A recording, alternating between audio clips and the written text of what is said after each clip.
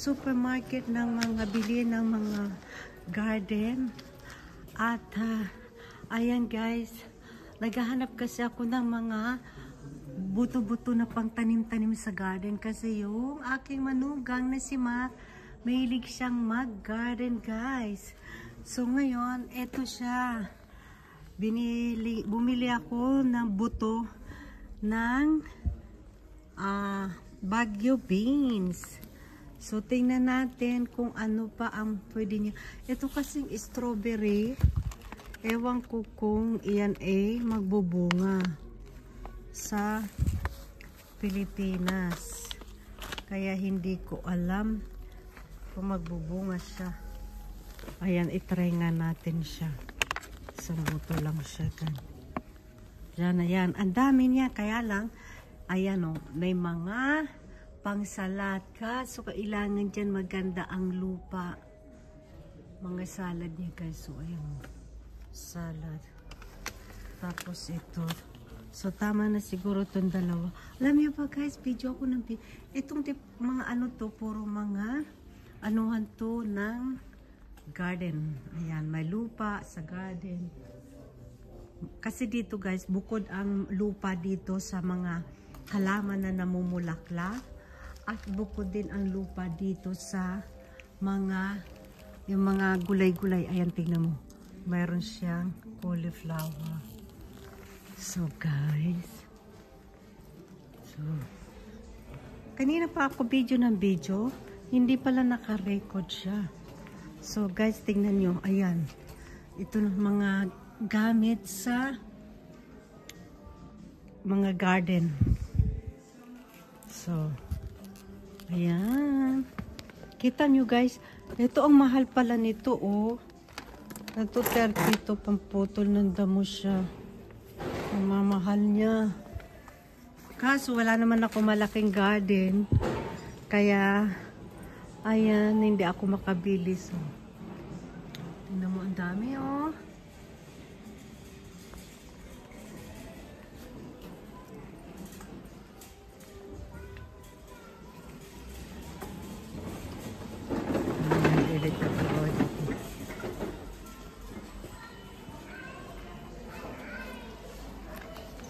So, ganda ng mga halaman.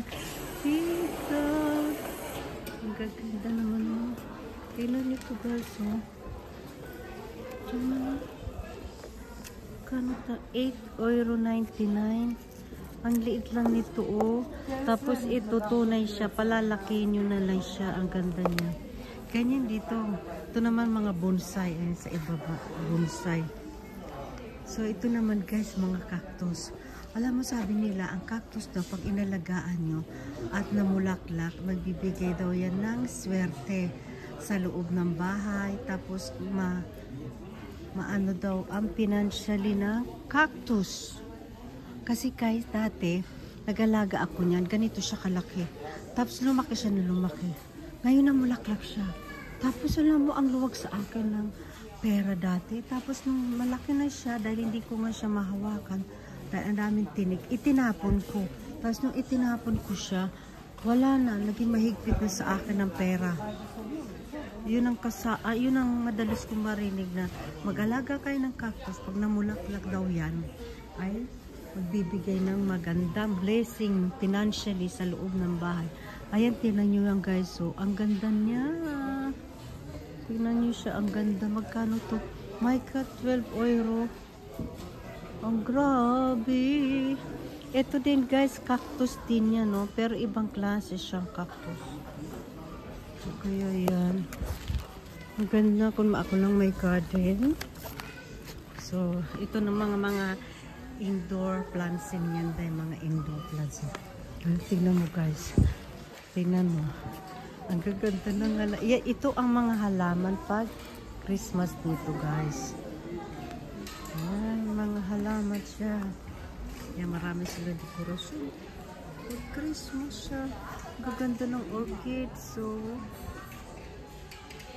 ang gaganda ng orchids. Ganyan ang mga halaman dito pag Christmas. Ang mga tao namimili sila ng mga Christmas plants, indoor plants. So, Dito makabili ka ng mga pampataba ng halaman. Ayan guys, ang dami nito. Tingnan mo. Lahat red. So, iyan ang symbol ng Christmas. Christmas plants. So, oh guys, tapos na tayo dito sa mga Christmas ng plants. So guys, sana nag-enjoy kayo guys sa ating video. So, tapos na ako guys, nakapaglibot na tayo mag-video. So guys, that's all for today. Thank you for watching guys. At dito naman ako ngayon mag-iikot. Kasi guys, dalawa to. Dalawa siya. Ayan siya, bilihan siya na sa mga garden, halaman. At ito naman sa mga gamit sa bahay. Yung pagre-repair ng mga bahay, kung kailangan yung mga pako dyan, mga ilaw-ilaw, dito naman yung bibiliin. Dahil malamig na dito sa Germany. Ayan, nakikita nyo ang aking outfit. So, ang lamig. So, okay guys. Hindi ko na kayo itutur dito kasi mayroon na ako nitong video sa akin pagpa-vlog. Kaya, guys, thank you for watching and hopefully nag-enjoy kayo sa aking tour ngayon. And, happy Saturday po sa inyong lahat and God bless. Bye! Thank you for watching. Bye-bye!